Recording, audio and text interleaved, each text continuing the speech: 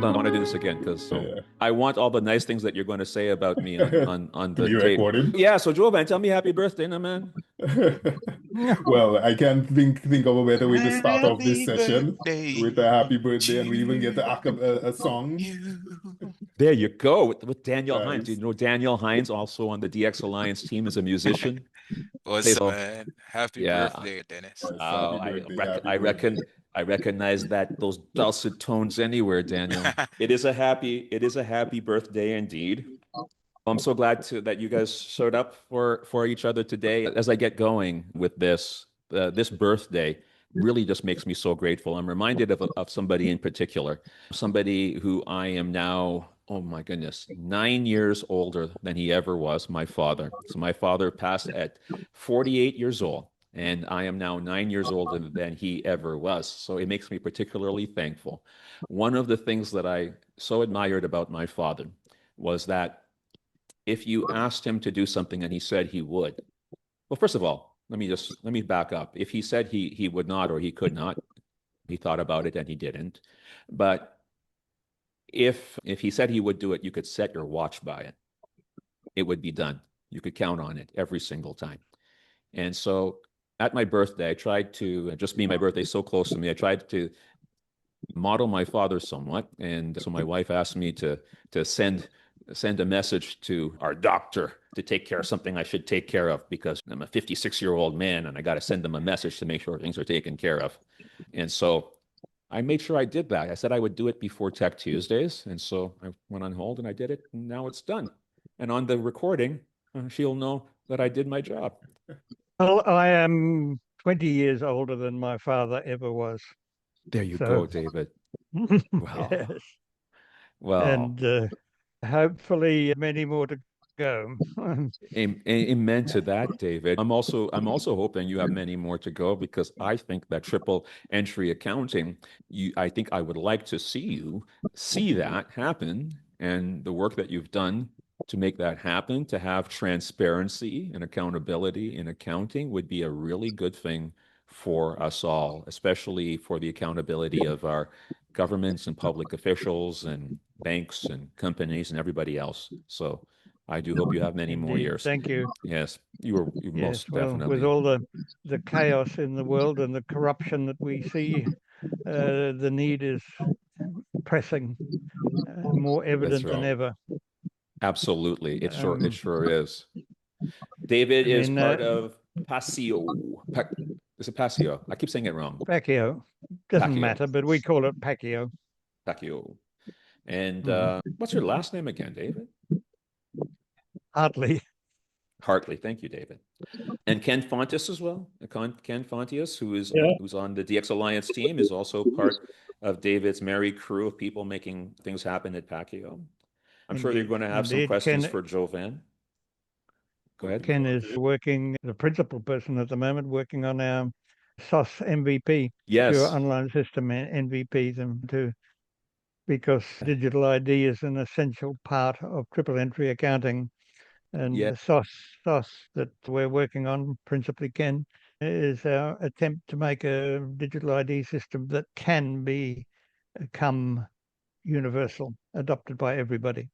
So I'm not going to give things away, but you are going to have to talk to Jovan, and then Jovan can tell you and us what he wants to tell us. And I tried to get things out of Ken, out of what you guys are doing, but he's like, well, I can tell you general things, but not much. I like to know. But you guys can tell us what you want to tell us, and definitely you're going to have questions for each other because part of what Jovan's going to talk about today has to do with that as well. But I started the story about that accountability thing for a very good reason. Let me tell you another little short story, okay? It's what you might call a parable of a sort. But I'm part of a very large family, a very large family. And our family wanted to get some things done. I won't quite say exactly what, some things that were really super important for the family, especially for the most vulnerable members of our family and for all of us, really generally speaking. And so we all got together, this huge family of ours, and we appointed a small group of, we thought, pretty competent brothers and sisters to who put their hand up and we've entrusted them with with guarding our resources and using them to take care of this really critical project. So, but it's now, oh Jay, we've spoken to them a while about this, and they've promised some accountability, and we've given them a good portion of our money and resources, and given them the power to make certain decisions for us, even to take more money. They have access to our accounts if they want to, but many years ago, they promised us some accountability with regards to that. And it's just not really happening. And some of my brothers and sisters confronted them with it, and some of them are not confronting that other group with it. And I'm just asking you on the call, what do you think we should do about that as a family? Anybody have some tips they can give me, perhaps? What would you do? Oh, that's a difficult one. Families get very complicated, and with emotions override the sense at times. Yes, of course. I have the opposite. I have a very small family. I'm anybody have ideas? Essentially the only one left. Yeah. Well, anybody? I actually think, David, you might. I'm gonna revisit that question for you in a minute. But anybody else have some ideas about what we could do with our family? I don't want to make them feel uncomfortable, this small group, but I think a few of us should kind of address it. What should we do with these brothers and sisters? Anybody? I think to take the approach of decide whether it's something you care about to go head on with or not. If you think it's important enough, you go head on with it. If it's not, you can just. What does that mean? What does that look like, going head on with it? Confront and come up with a solution, and confront the parties that are responsible. Yeah. And then come up with some kind of resolution to it. If it means that those parties needs to be apologized, corrected, or excommunicated, some action needs to be taken at some point. Right. Or you need to decide that it's not important enough to ruffle feathers, and then you need to look right. Can't have it. Yeah. What do you think, Daniel? What do you think, bro? What would you do? I know. What would you do, Daniel? Sorry, I didn't hear the question in totality. It's really simple situation. So we have a large family, and we have a very important project we were trying to do together. Important to us all, but especially important to the more kind of less capable and vulnerable people of our family. And we appointed a small group to do this thing. And I think they're well-meaning people, but for years now, we've asked them to do it. They've promised accountability. They've got access to our bank accounts if they want. They're using the money. We're not getting the reports that they wanted. And I'm kind of just thinking we should probably do something about it. And what do you think we should do, though? You very definitely should. What do you think, Daniel?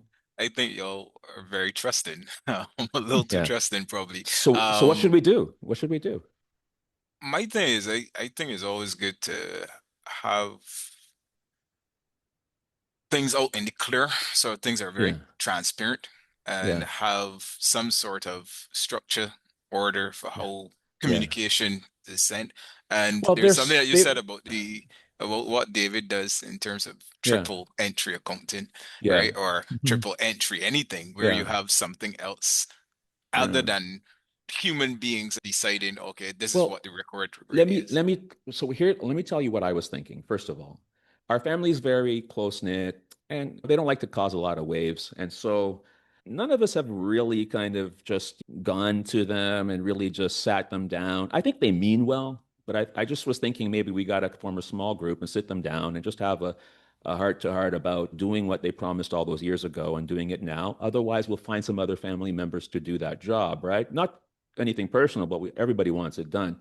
So I would think that would be the first step. Why not try that first, right? What do you guys think about that? And I think in agreement with Arthur's approach, and this comes, I think, the same thing with approaching team difficulties when it's not just one bad actor or one person dropping the ball from an accountability perspective, is you approach the individuals first, right? Because when you approach the group, then guardrails go up, people get defensive. Approach the individuals first, and then have the group discussion once you get a lay of the land on where each individual sits. And I think usually that I think will soften the blow a little bit rather than a direct. That's a really good idea. So what I'm thinking right now, Jovan, is maybe a small group of us, because any one of us, they don't really listen to any, but maybe a small group of us could take each of them one-on-one and just have a conversation with them. And then maybe just bring that small group with our small group so it stays contained. And then maybe they can do something about it. What do you think about that? Yeah, exactly. Exactly. And the bigger that smaller group grows, then eventually you'd hope to maybe get consensus and then the whole group can kind of speak to the detractors. That's right. That's what Yeah, I was you could thinking as well. ensure that you could contain the fire so that Yeah, it doesn't That's right. spread. Yeah. So Dennis, it's a dangerous situation you've got there. well, I mean, don't think the so. people may be well-meaning, but Yeah. No, I know them. I know them quite well, you know. Let me just tell you guys a little something. My family is the family of the Caribbean, okay? Our leaders in the Caribbean.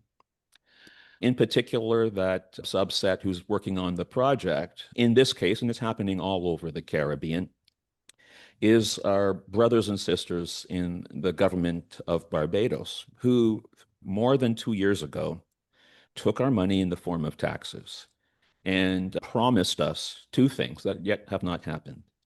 A proper auditing of how all of that money is spent, which they can take more of at any point in time that they wish. And they've also promised a digital transformation tax credit 2 budgets ago. We have made a small group at the DX Alliance and at the Barbados Chamber of Commerce and taken aside in private ministers in IT and finance and spoken to them sensitively about and supportively about the issue. I know that they have a lot to do. And in that spirit, we did that. And I think that if a few more of us in the same supportive family spirit were to do the same thing, we might be able to achieve some accountability. On today, I came back from a court to deal with another small family matter. And through a few months of patient, proper advocacy, a few of us today got the results that we needed to protect the charity that my mother and father founded down here. Something that we had been struggling with for a while, but through diligence and unity and patience and doing things the right way, we achieved what we thought was otherwise not possible. The Barbados Digital Transformation Tax Credit was once again promised in this March in the past budget. And we want to applaud the government for doing what I think is a very important thing. As the Prime Minister had said in 2024, Barbados, and dare I say the rest of the Caribbean, and this is a story that is repeated over and over in the Caribbean digital family, cannot afford to amble its way into the digital age. Cannot afford it. And I think she was right then, and she is right now. So, as the brothers and sisters, if you would, if the brothers and sisters of that family, we want to once more implore them to follow through on that accountability in terms of the digital transformation tax credit. And once again, follow through on the accountability with regards to the auditing and release of Auditor General reports on how our family's tax dollars are spent. And we offer that in the spirit of how Jovan would tell me if I did dumb stuff with regards to architecture. He would say it in a nice way, but he most definitely would say it. And so we offer it in that spirit. You can go to the dxalliance.org/advocacy if you have not yet signed that petition. And we will once again, as the family of digital professionals in Barbados and throughout the Caribbean, encourage our brothers and sisters to follow through on the very good promise that they have made. Because if we do not keep our promises to each other, what else do we have as a people? Okay, and so with that, desperately needed in St. Lucia. Are you aware of a session coming up on the 9th of April on the ease of doing business as a key driver of investment in St. Lucia? Send that over to us as well, David. Now, if you go to Advocacy, we have the petition that was, and you can see the video that I made in 2000 and a couple of years ago. We're going to update that for the most recent release. And David, you can send us about the one that's happening in St. Lucia together. And again, in the spirit of brotherhood and sisterhood, we will hope to encourage them to do the very good things that they've promised to do. I spent 20 minutes on this already, but I thought it was important to announce, to talk about. I was speaking with my friend Crystal Hoyte, who is a journalist who had been following up with the Minister Strawn, did a very nice interview with him about the budget. The tax credit came up, and we need to support and encourage our brother Minister Strawn and Hoyte. those in government. Hoyte. Hoyte or Hole? Crystal Hoyte is a journalist, and Minister Strawn is the finance minister, and we will encourage both Crystal to continue to share the news as a journalist and our brother Minister Strawn to follow through on the very good promise, the BCCI, of which I'm a member, the promise that we made 2 years ago to assist in whichever way we can, as well with offering expert assistance with some people from Canada who have done a very similar tax program at the national level for the government of Canada. That's the offer still stands to advise. And so if you guys would like to, as I mentioned with the court victory that we had today, some small bits of action with some faithful people can move mountains and achieve some very important change. I know that we have been working at these things for a very long time, but patience is required and persistence is required. And I think we can make a change. And that's what DX Alliance is really all about. I'm going to pin my man Jovan over here, and we're going to talk a little bit because, I mean, I had the pin over there. This is my man Jovan Alleyne. I'm sitting here in a place called Waitikubali, not Jovan or Arthur. No, not me. I wish I was, but no. But I'm going to ask people what it means, and I don't want other Jovan. Dennis is though. Dennis Nichols. Okay. Representing. He's on island for us. Okay, let's ask. I mean, I know Dennis knows, and I suspect you do. Let's challenge our absent Dominican Arthur Pemberton to tell us what Waitikubali means. What is it? What does it mean? Oh, you got me there. It's been a while. My history is failing me. Wasn't it many arms or many rivers? No. Close, but what does it mean? Tall is her body. That's right, brother. That's right.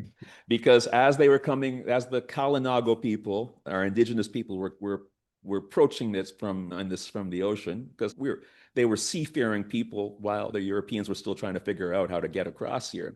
They saw this wonderful, tall, gorgeous figure arising from the ocean, which is Dominica. And I'm seated there, and Arthur, who is on the call, is in the United States, but he is part of our family.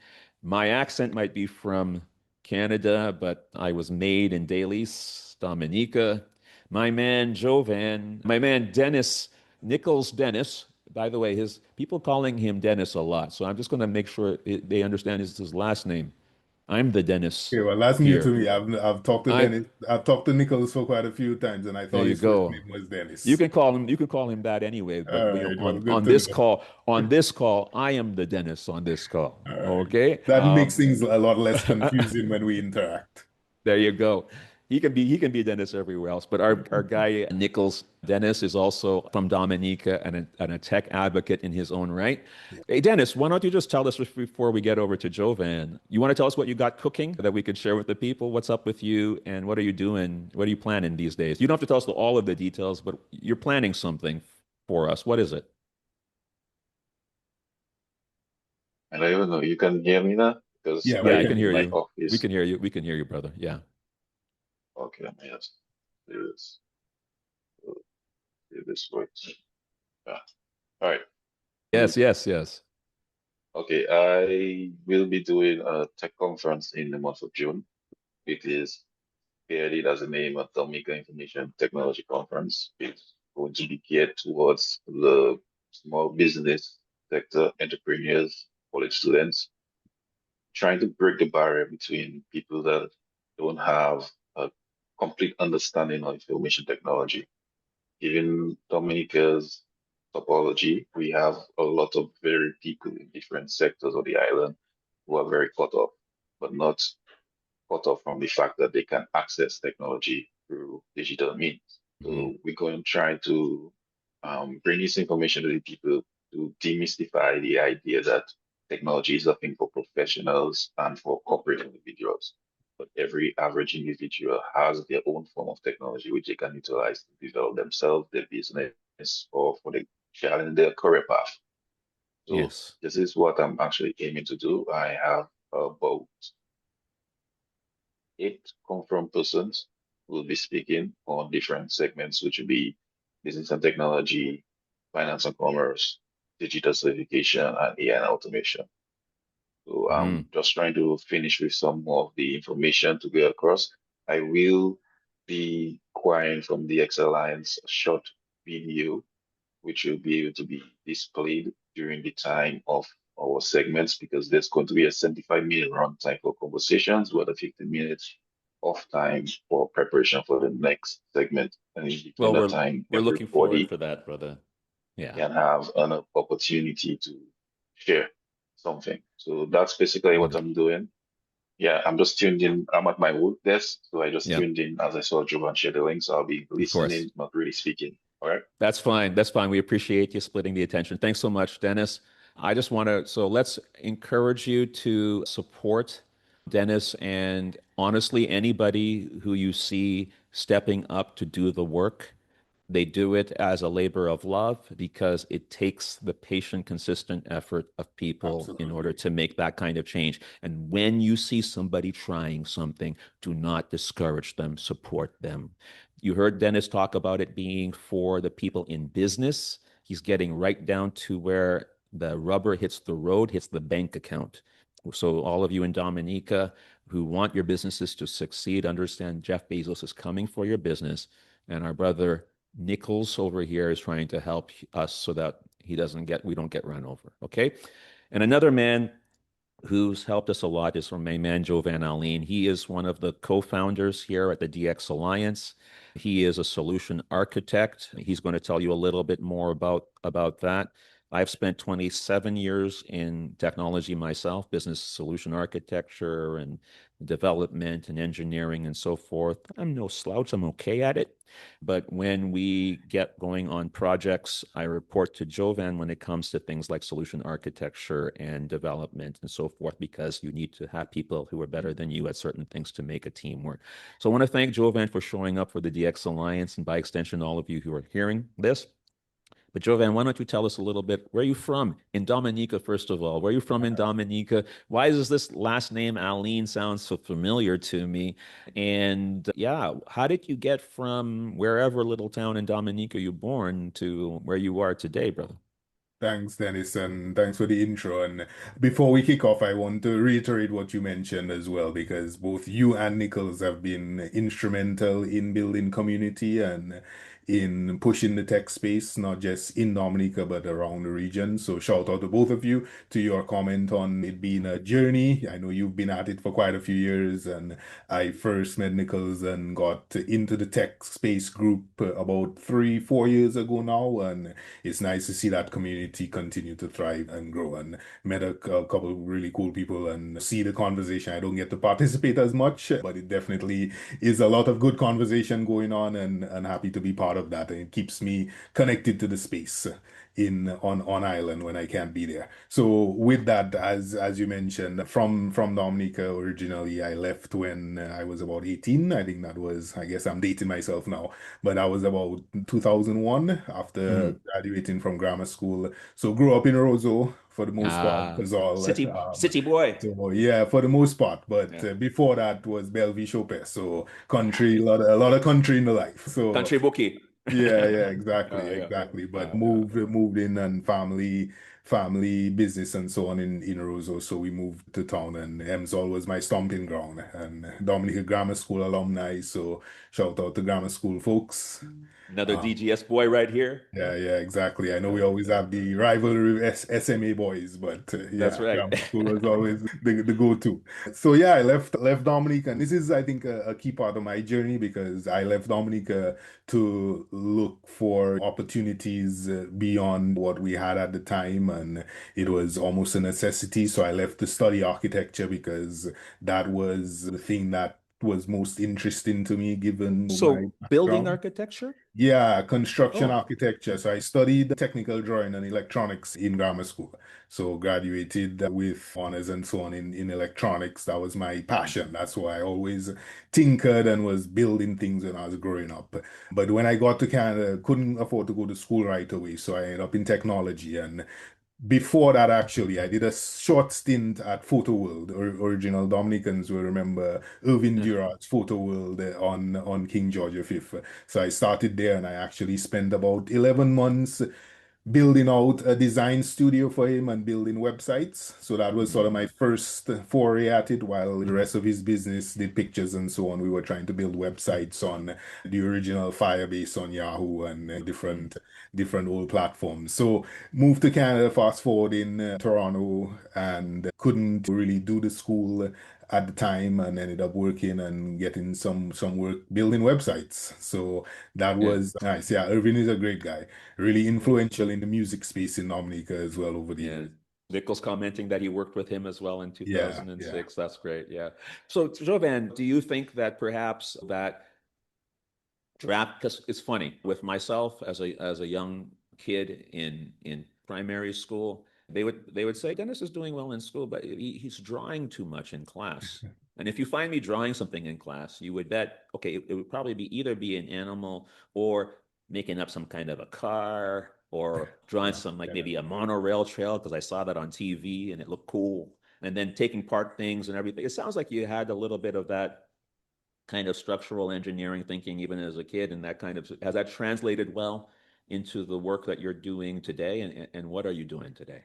Yeah, absolutely translated. And I think, as you mentioned, being able to decompose problems, see something, break it down into either drawing it structurally or even just creatively as well, right? Because you never just dump a whole sketch or drawing, even if it's an animal or an abstract piece onto a piece of paper, right? So you have to think through those things. And I grew up drawing and sketching and so on quite a bit as well. But it comes down to building. And as we evolved and as my career evolved here, I realized that urge and natural instinct in the engineering space and electronics was a real passion to just build. To build solutions, to solve problems, and to decompose complex problems into a solution, right? A business solution, or a lot of times just a fun passion project or solution. And over the years, that turned into paying work, really transitioned into a full stack engineer, doing lots of creative work at first, because I think that was what the transition was. Macromedia, or Adobe Flash as it later became, was really the kickoff point. And so did a lot of creative projects for that with companies like Skittles and Mitsubishi. The candy people? Yeah, the candy people did a pretty cool project. Actually, that one was HTML5 because that one came right after the Flash days, but lots of 3D work, pushing the boundaries of Flash and then HTML5. And then that really, as you evolve, you look for more complex and more challenging spaces to play in any endeavor, transition into full stack engineering, infrastructure, and then later on more product development and solutions and executive leadership. So that's sort of been where my career has landed over the years. Now, I want the folks to, especially those who are not like in our geeky crew, to understand a little bit more about the importance of what you do. I mean, you started out in this like building kind of architecture, drafting stuff.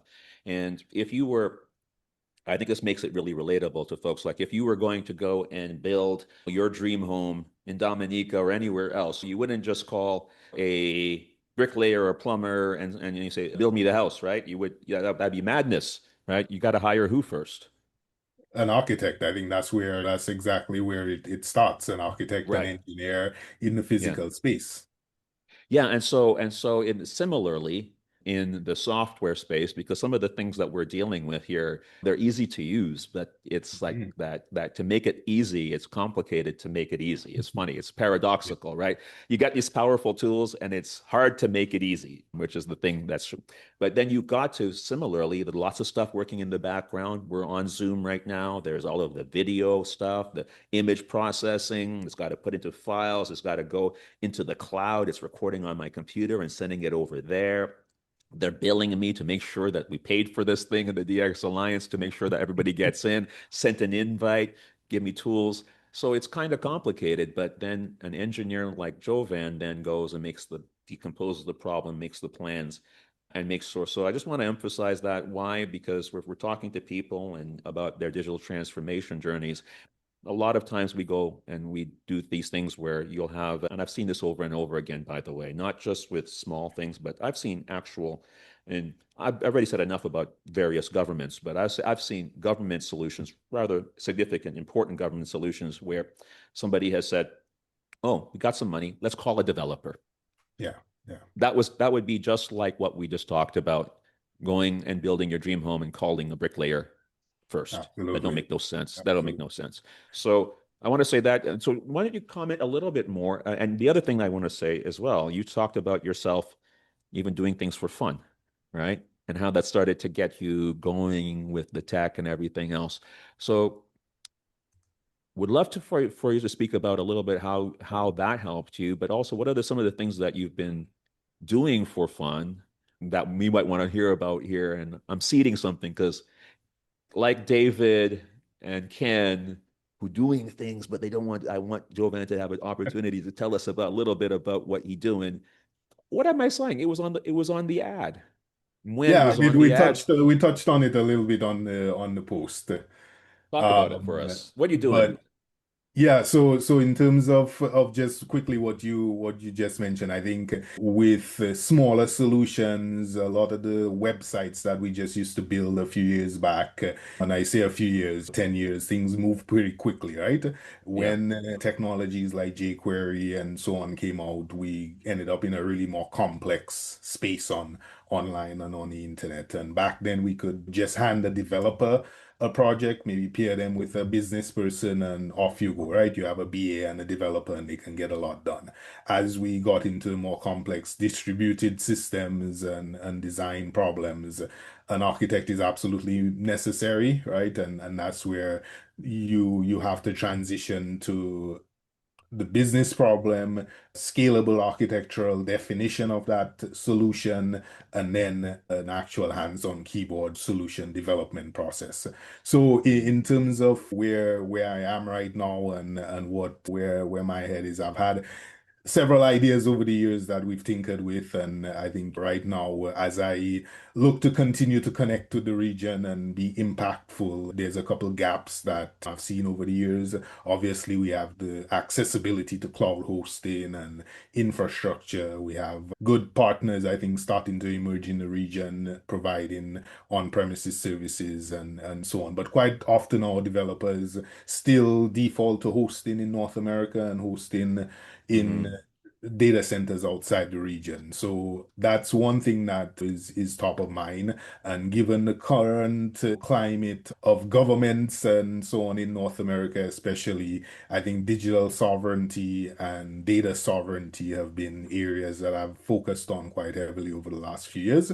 So my projects and passion have been in a lot of understanding the region landscape, the policies that have come out, and in looking at infrastructure and particularly things like payment providers. We have some good payment providers, things like WePay, and I think in Dominica, I forget his name, ShopDM is doing a payment solution as well, which looks really promising. Payments is a space that's emerging, but something near and dear to my heart, especially after deploying many identity solutions. And David and Ken, I am sure this will resonate with you as well. And I'm eager to understand a bit more about what your solution is looking like. But as deploying those solutions over the years and seeing how extractive it is for us to leverage a Google, a Microsoft, or even pay a company like Okta or Zero. To one of the previous companies I led, we were spending upwards of $200,000 a month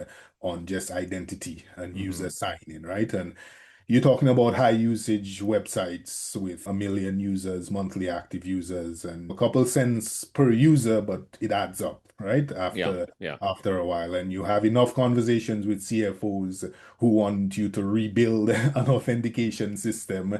Plus you have to secure the data inside your system.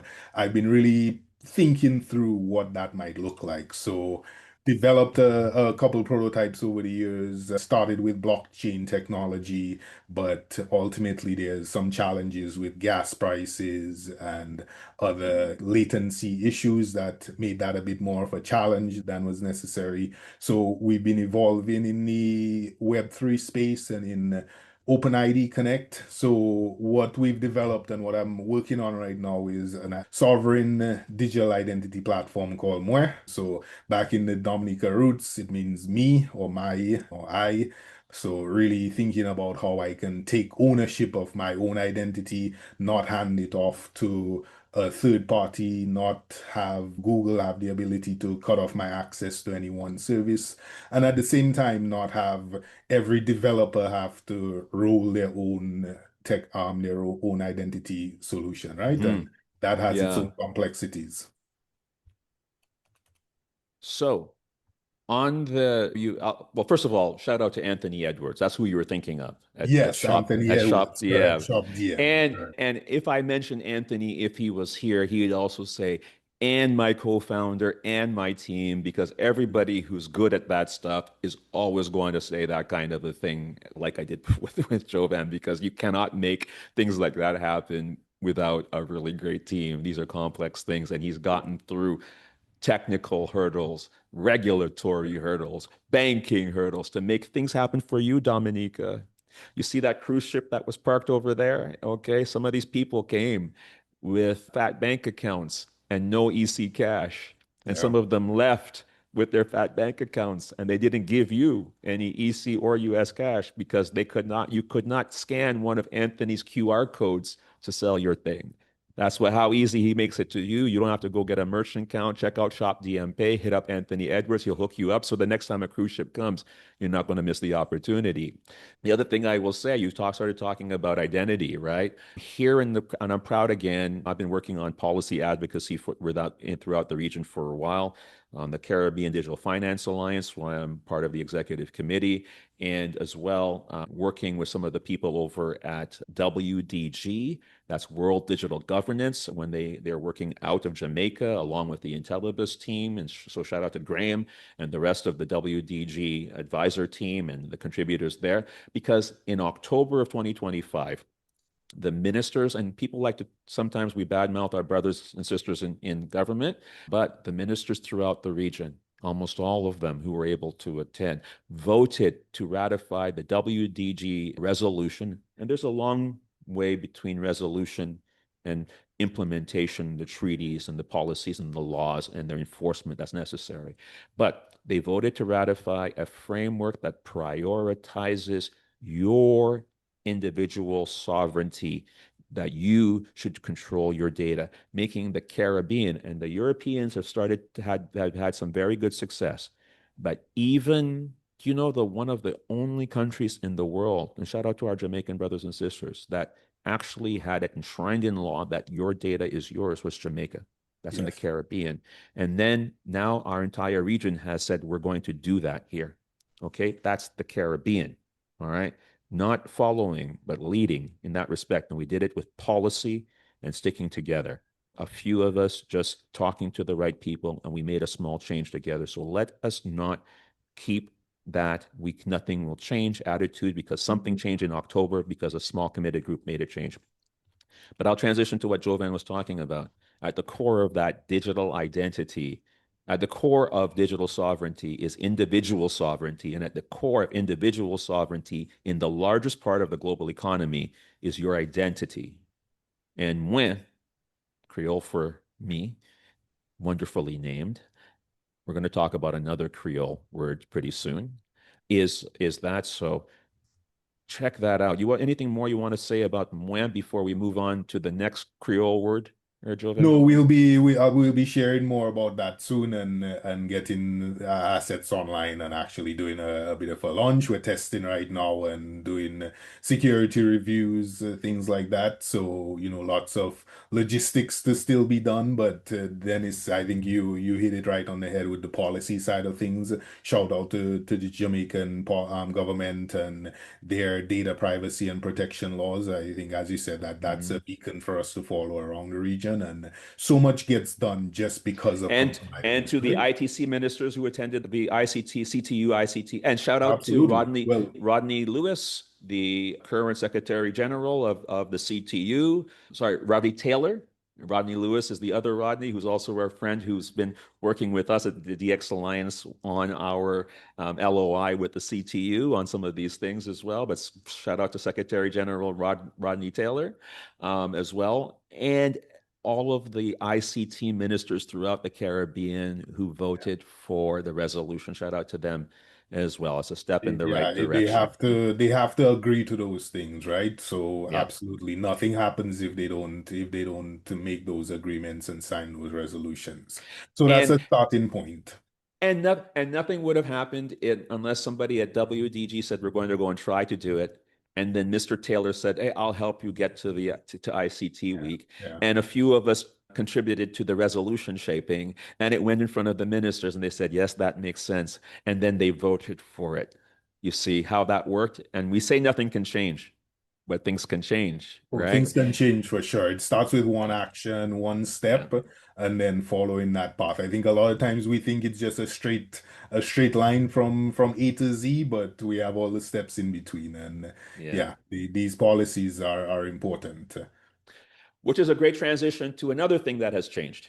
Jovan, Ross, David, Brittany, Danita, Alex, and I'm just going to stop talking because I'm going to miss so many people, and the DX Alliance team, a team of about Daniel, who's on the call, Ken, who's on the call, and about 15 co-founder contributors to various degrees. Our dear departed Roger Hennis being one of them, have been working together to unite the community of digital professionals throughout the Caribbean for, oh my goodness, 4 years now. And we're happy that just late last year, early this year, we finalized an agreement with the Caribbean Export Development Agency to work with them to create the DX Alliance at Ansanm community. And Ansanm is the platform that Jovan has been engineering for us, a privacy first, what we call a community operating system. And the DX Alliance community at Ansanm will be that Caribbean export supported, CTU supported, UE supported community of digital professionals, where we are going to quantify the supply of all you wonderful people and then go market towards those opportunities in the region and to the hundreds of billions of dollars worth of opportunity that we have in North America and Europe. And if you're in the diaspora, like our brother Arthur Pemberton, who has showed up, like our brother Jovan, who has showed up, like I used to be, and now I'm sitting here in Maho, you are also part of the equation to help make that happen. Ansanm Mwen is a Creole word meaning me. And then appropriately, Ansanm is the next kind of step of that. Ansanm is a Creole word that means what, Mr. Alleyne? Togetherness or together. Together. Why don't you tell us a little bit about what you're working on with Ansanm and what is coming up, hopefully, by maybe the end of the week for our internal checks, and then maybe to the rest of you very, very soon. Tell us a little bit more about Ansanm and what you're working on and what's coming next. Yeah, we've been definitely busy, and shout out to the entire team. David is on the call here as well, who's been instrumental on the infrastructure side. Oh, is he?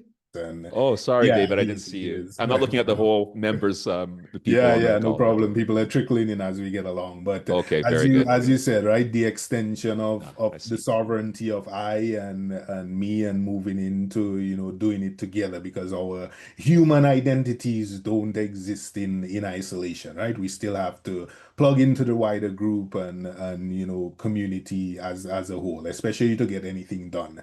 So Ansanm, I think, tying back a little bit to my journey, over the years, while I appreciate the opportunities and love the growth and transition and experience, I should say, that I've gotten in Canada. I have a beautiful family here and love the life I've built here. I often wish that I'd never left, right? Because there's a yearning that we all have for being home, and home is home regardless, especially as first generation immigrants who've had to make that journey. So as I think about why I had to leave, it was for opportunity. We live in a digital age right now, so the reason to leave should be less about just needing to leave for opportunity, right?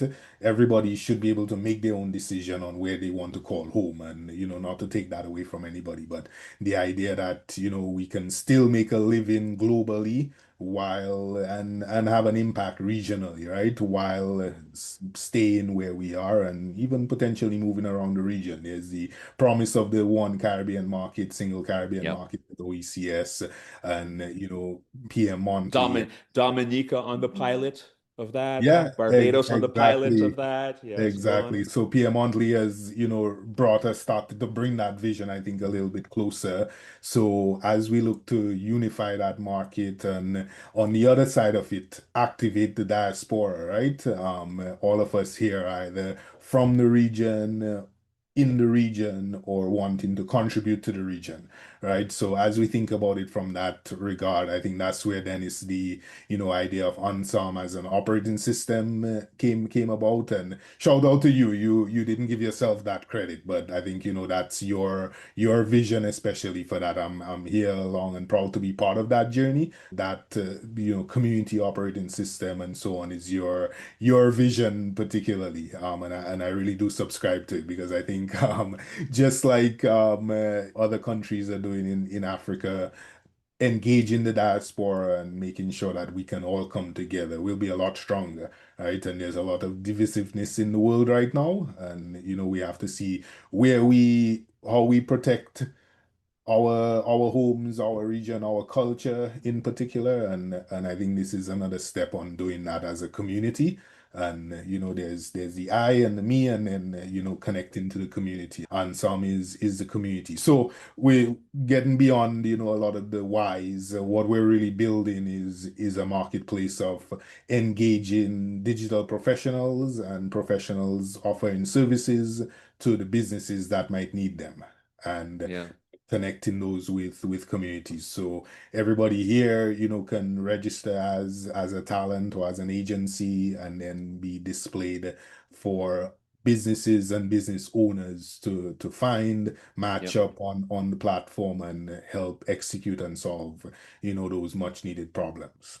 And you can do that at ansanm.org. So that's ANASNM.org. And you can go there and register as a professional or as an agency, as he's mentioned. You can also just register as a community. We're going to focus on the DX Alliance community for that marketplace first, and then we will also look at onboarding just other communities as well as that goes as well. So you can do that right now. That's the pre-launch workflow. But for the digital professionals, Jovan and team will soon be finishing up internally and then launching in short order the full onboarding process for that. So I want to once again recognize Caribbean Export Development Agency, CEDA, for their partnership in this. So they have been doing something called the Caribbean Digital Transformation Institute. There will be a launch event soon for that. We hope to be fully ready to celebrate at that launch event. But CEDA will talk about the work that they have done throughout the region to quantify the needs of the MSMEs, the small and medium enterprises throughout the region, and then to educate them about how they can transform their business. And then the last piece was to provide a set of professionals and agencies who could help them mediate what they found or take advantage of the opportunities. And that will be part of the CDTI pathway, coming in at the assessment and ending over there at the DX Alliance at Ansanm community, where you as a business can get those things done by people who, I'm going to tell you just one brief thing before I ask Jovan to help us wrap up. I'm working right now with a regional firm who's in the financial space as well. And when we were pitching for that, we said you can absolutely go to India or Eastern Europe or Latin America and probably, get this done, and you might get it done with some people, perhaps even a little cheaper. But when something goes wrong because they're doing a difficult thing, and I got to tell you, in every single project, and if you're a homeowner, you built a home, in every house built, something goes wrong, right? In every large digital transformation effort, some small thing goes wrong. When it goes wrong, if you hire somebody from, Eastern Europe, Latin America, the odds of them, blaming you and you blaming them are okay. That's going to happen a little bit. You'll work it out. If they drop the ball completely, okay, that might go badly. You might find somebody else, and nobody will be the wiser, and you'll move on to get another provider. They happen to be from Dominica. I'll just say it, well, that part at least clearly. I said, I'm from Dominica. I'm in Maho. So if I screw up, if we screw up, Jovan's on the same team. Jovan and I from Dominica. If Jovan and I screw up this project, who's going to know? He says, everybody. I said, that's right. That's right. And that's the difference between me and Jovan and the folks from, hey, shout out to our brothers in Colombia and Argentina and Brazil, many of whom I hired at Conavos, my previous company. Shout out to our Indian brethren who have advanced this space so much over the years, and the Eastern European brethren. But we care about each other, and that is the difference here. So if you're going to get your needs assessment done, people in the region, come to your own people in the DX Alliance at Ansanm community to have that addressed by people who care deeply about you and have been showing up for years to make sure, like our brother Nichols over here, like our brother Arthur, like our brother Jovan, our sister Danita and Brittany, who is causing waves in the AI QA space from Jamaica. These people care deeply about you, so you turn up for us as we've turned out for you, and we will be more successful together. Jovan, I'm going to give you, as we wrap up, give you an opportunity. And folks, I know we took a lot of time. I needed to talk about the digital transformation tax credit and stuff up front because it's a live issue right now, and we have, with the new announcement, an opportunity to actually influence it and to lend our brother Strawn and to lend our brother Minister Reed, who's the new ICT minister over in Barbados, our support as they look to implement that digital transformation tax credit. I will say to them, the Barbados Chamber of Commerce and Industry stands ready to help. The DX Alliance stands ready to help. World-class architects like Jovan and others in the organization. I won't even say myself in terms of the architecture, but I'm a good collector of people, as you can tell. We all stand ready to help on that front. But Jovan, why don't you take us home? Tell me a little bit more about two things. How has the ride been for you with the DX Alliance so far? What are you hoping for the most with regards to the faithful effort that you've been putting in at Ansanm? What you hope happens next after you're done with that hard work that you've done to launch that onboarding process? And then, what's next for you, and what can we hope for you? Yeah, thanks, Dennis. And we didn't touch on any of the AI side of it, but I will. Oh my God, I will briefly. We're gonna do that. We'll have to have some different conversations as well. Part two. But I'll tie it into what you mentioned on the community. You've been putting in the sweat and tears. I won't say blood because I think it's been a fun journey for you for the most part. You've been putting in the sweat and tears over the years, right? Building community and putting this group together. And I think it's been refreshing to be part of a group that is, that represents where we come from and that represents us as a Caribbean diaspora. So with any good automation, you do it manually first, right? And you figure out what that looks like. AI is no different. We need to start from understanding our processes, understanding the digitization of anything, and we're a leg behind generally in that as a region. So, what I'd hope is that Ansanm is a step forward for us in quickly pulling together a digital transformation strategy that puts us, into the next technology, right? That next evolution of technology that we're going into. And, I think it's a blessing and it's a blessing to a certain degree as well, because we get to skip some of the Web 2.0 mistakes while still learning from them. We don't have as much of the digital baggage, but we have a lot of catching up to do. AI will help us do that, I think, because we can take some of the analog assets and quickly digitize those, leveraging the modern AI technologies. And I hope Ansanm becomes a vibrant community, 10x, 100x what you've been able to do with DX Alliance as, one single community. And then we can, take that to show up on, on the global stage and really create the Caribbean as not just a beautiful tourism hub, but an economic powerhouse, a middle power, as Prime Minister of Canada Carney mentioned at UN, or sorry, the World Economic Davos World, Davos, quite a few months back, right? So that we can provide some of those services and at the same time create more economic stability in the region. Yes, brother. And I'm so tempted just to do part 2 with you now, but I've got a couple. I ran over, and I've got a couple clients that are going to be waiting for us. And again, shout out to the regional legal professional who we're doing some digital transformation for right now, a small project. And I will say that there's a couple things that have been very painful in the Caribbean in my recent experience. And then the law process has been very paper-based and kind of archaic. And certainly the banking process has been. We're tackling both of these things. I myself was manager of applications and development at Stikeman Elliott, one of the 7 sisters in Canada, one of the largest 7 law firms there, 1,500 lawyers, 500 staff when I was there. So we know a little bit or two about digital transformation with regards to finance and with regards to law.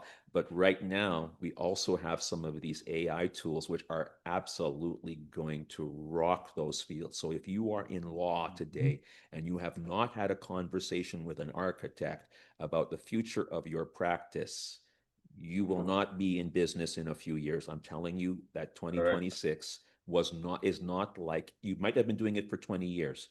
But 2006 is not 2026, okay? And you do not have another 2 or 3 years in which to modernize your business or go out of business if you are in law, specifically. All right, so reach out to us. Jovan mentioned the importance of architecture. It would be ridiculous for you if you were building a bank to keep the architect that helped you build your physical bank on the team full-time. And if they'd only built one bank building in their life, they'd probably be awful at it. So what you want to do is to go to somebody who routinely builds a lot of buildings for a lot of different people. That's what Jovan does as an architect. That's what we do in the service industry as architecture. Absolutely have your maintenance team in-house.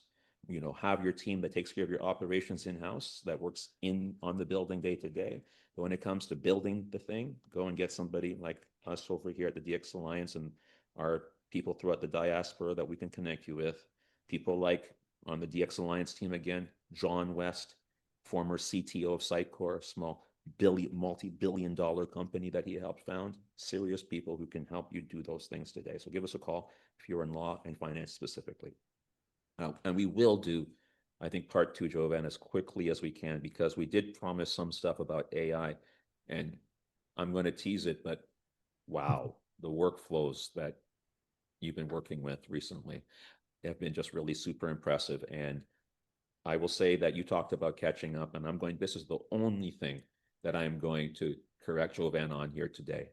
I don't think we have an opportunity to catch up. I think we have an opportunity to pass everybody. Yes. Because with the stroke of a pen in October, we created a legislative environment here in the Caribbean. Future, we have to change that into actual laws, where it could create an environment for the creation of solutions like triple entry accounting, like sovereign identity, like a new kind of digital social. I don't say social media anymore because they ruined that word forever. Digital social platform or community operating system like Ansanm, an environment for innovation and investment that does not exist anywhere else in the world and is unlikely to in any time soon because the rest of them are too big to move their cruise ships. We are nimble, we are small, and we've seen their mistakes, and we have tools that were not available just a few years ago. I'm going to tell you something. If I'm placing bets right now, I'm betting on the Caribbean. I'm betting on us. We have as many people as Canada does, and we do not have the technical baggage that the West does. The minds of our people are as good as anybody else in the world. So I'm betting on us, to us and our brothers and sisters in Africa across the pond who have the youngest population in the world. This is our time. So you're going to go to the dxalliance.org/membership about us. You're going to go to Ansanm.org and pre-register as a provider, as a diaspora member who wants to contribute, as somebody who would like to provide some of that infrastructure. We need some servers and such. You can talk to David. David on our team will connect you to that. That's david@dxalliance.org. If you have infrastructure and you want your data center to house some of that, if you are a government in particular, some of the identity stuff, we know that the governments have to be custodians of that. You reach out to us on that front.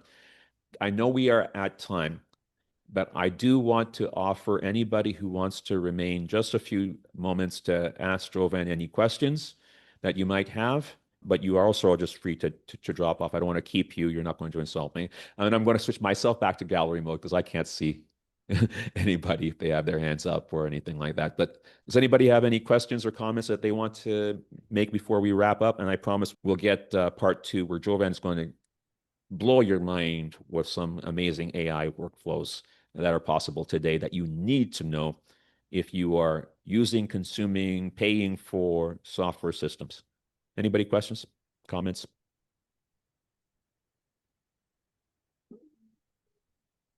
Going once, twice. I know Ken was really hoping for that AI conversation, though. Which Ken Pontius? Yeah. We touched on it a little bit on the early portion of the call, so we'll have to have that one. Get back to our weekly Tuesday or bi-weekly Tech Tuesday schedule. We're going to, let's say, are you down for next Tuesday, same time, Jovan? Yeah, let's do it. So we're going to do part 2. We'll continue next Tuesday, same time, 12 p.m. AST and EST now.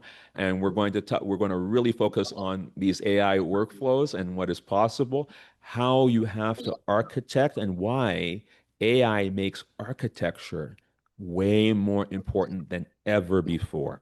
Okay?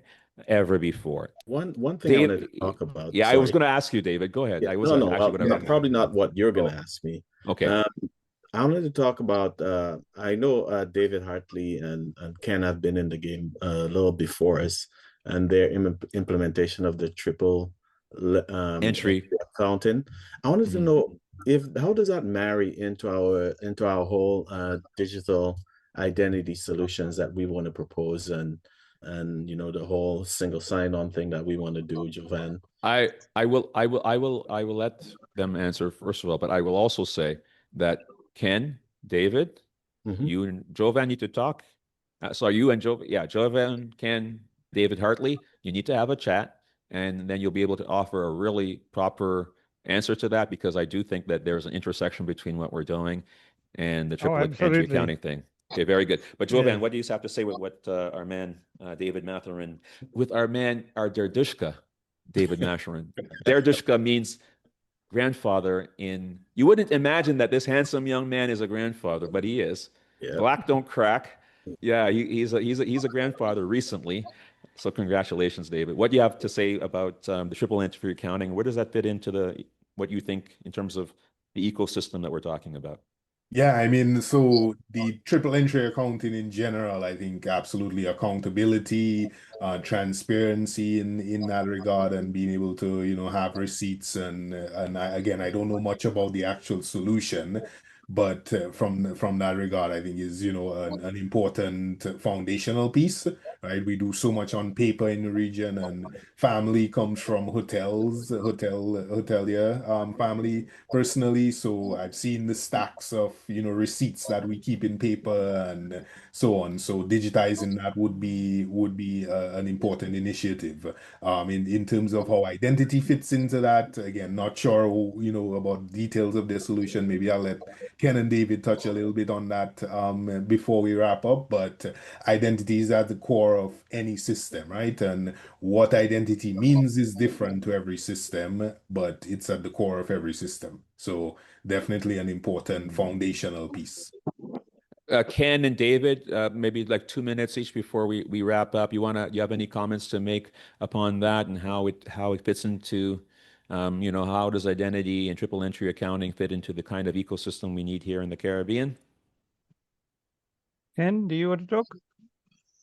Well, I'd have to know your approach to digital identity before I could comment. Ours is we accept all identities. We're more like an identity wallet. So we give each ID a veracity score, and there's a whole thing about uptake. It's great to build an identity solution, but who's going to use it, right? Absolutely. Yeah. Mm-hmm. So we'll see. I mean, we'll talk about this off on the side, see where it goes.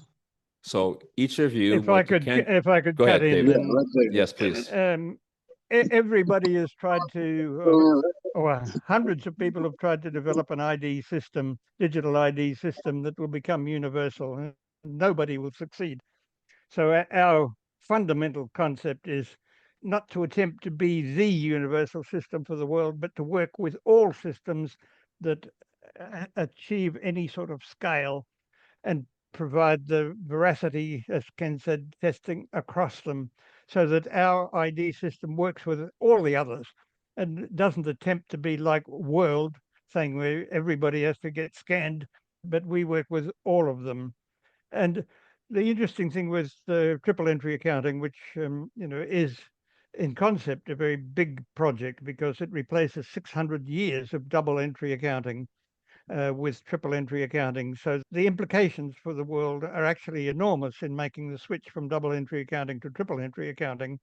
And one of the trillions of dollars of economic impact, savings, trillions of dollars. Yes. Really, go ahead. Trillions. Yeah. Our estimate is that this year the cost of persisting with double entry accounting is 36 trillion, as big as the US economy. Now the implications are huge. Imagine what you could do were talking earlier with about that. The Caribbean being a potential center for this. Mm-hmm. I mean, one of the questions I get often is why are we trying to do this in the Caribbean? People tell us we're in the wrong place. So that's very pertinent to us. But we are persisting, but we certainly have some difficulties. And the Caribbean becoming more digital is a key part of it. Like right now, as a little example, one of my co-founders died, and to transfer his shares to his widow is going to cost us $6,000 because we have to go to court in St. Lucia. Ridiculous. I've got a death certificate, I've got the will, but it's not enough. I have to go to court and pay $5,000 plus $1,000 cost just to transfer some shares. Ridiculous. Yeah, and you're absolutely right, David. Pardon? You're absolutely right. It's senseless, and we can solve some of these problems with the kinds of traceability, accountability and I will just say, because we do have to wrap up. So finish your thought, and then we're going to go to wrap up. No, go ahead. We're very keen to work with anybody advancing the whole concept of digitalizing the Caribbean and the potential of the Caribbean. And we're wedded to doing this from the Caribbean. Don't give in to them. People saying I should be in New York or on the West Coast or in London or in Berlin. I'm staying here. But working with other people involved in improving digital identity for the Caribbean and in improving digital utilization in the Caribbean would be of great interest to us and greatly advantageous to all. Yes. And certainly, with the advent of AI and robotics, universal basic income, for example, is one thing that is going to be in all of our futures, and that is very prone to fraud. So it's an ideal that if it's an we're ideal going enabler for that. Yeah. Yes, for UBI to become universal, it needs triple entry accounting. Yeah. So it's very definitely in all of our futures, and including working with Africa, as you rightly said, where the young population, but also where there have been some significant advances with mobile money. Now, Africa's ahead of the rest of the world in mobile money. So Absolutely. there's a lot of wonderful things that we can work on together. So yes, thank you. Okay. I'm on a call. This is a come put your face down so the people can see you for me. Come just wave at the people over here for me. This is being shy, okay, brother. All right. Yeah, this is my I will say brother because he's one of the people that my mother loved so much. And so I come here after my mother's passing, and that I find I have a lot now of brothers and sisters that she has adopted. Oh. Not the kind that you have. Matherin discovered other brothers and sisters because his daddy was a Mac in St. Lucia. But mine just took out some of the most wonderful kind ones, and they loved her a lot. But I will just say, David Hartley, you're not in the wrong place, because if you wanted to implement such a systemic accounting change in New York or anywhere else, that is way too big of a place to change all of those rules and the dependencies and the legacy that they have. But the Caribbean is exactly the kind of test bed where you can, in this tiny island of less than 60,000 people, do it on a national scale. In the OACS, connect all of these little regions in there and test your multinational thing. Throughout the CARICOM, you can test the different regional rules with the interoperability and the sovereign rules that you find in places like St. Lucia and Jamaica. So we actually have the perfect test bed. And all of us who do systems know that iteration and learning is the fastest way. You cannot iterate so quickly in North America, Europe, or anywhere else. The Caribbean is where we are going to have some of the biggest innovations as it pertains to both policy innovations with the courage of people like Minister Reid, Minister Lockhart here in Dominica, and the rest of the people who have done it throughout the region, with the kinds of solutions like people like David and Ken are working on Pacquiao, and their willingness to collaborate with others, as we are all here in the DX Alliance. So we are in the right place there. Okay, and good. Yes. I will just say lastly in closing that we're in the right place because all of us keep showing up for each other as well. I was walking through, and in closing, I'll say that I was just coming back here today, and I was interrupted by a gentleman looks just a little bit older than me who was taking care of the lawn at the old police station just to I'm actually pointing at it right now. And he says, "Oh, I recognize you." And he remembered my father who went to build that building. And when my father built the building down the road, people said, "Why are you building that big building for such a small congregation?" My father's vision was not for that building just to serve his small congregation as a minister, but that place to be an engine of industry for this village. And I said to that man, if all of the people in Maho decided, you know what, we're not going to have people be poor and want things in Maho. We're going to make sure that we come together and lift everybody in Maho. I'm not saying Dominica, but just Maho out of poverty. Just Maho. We're going to make sure that everybody's roof is fixed in Maho. We're going to make sure, we're complaining about the government picking up the garbage. We're going to make sure that Maho is spotless. All of us. We're going to make sure it's spotless and everybody has food and everybody's house has been fixed in Maho. I said, "You think we can do it?" And he's like, Of course. Maho people bad and very patriotic. Have a fet. You'll find out. We can do it in Maho. If Maho does it, and Massac does it, and Canefield does it, Daly's does it, there's Dominica, right? We can do it. So all it requires is we keep showing up for each other. So you show up next week, Tuesday at 12:30 p.m., AST and EST, where Mr. Jovan Alleyne will talk to us about the AI innovations that have been driving change that we must know about, especially those of you in the legal profession. And to the client who I'll see in just a couple hours, she's already on it. And if y'all don't want her to just take over and rule the world by herself, you'll get on it too. All right. There's more than enough work for all of the lawyers until the end of time. Don't worry. They'll be fine if they get in touch and start working on it today. And we're happy to point you in the right direction, if not help you directly. Okay.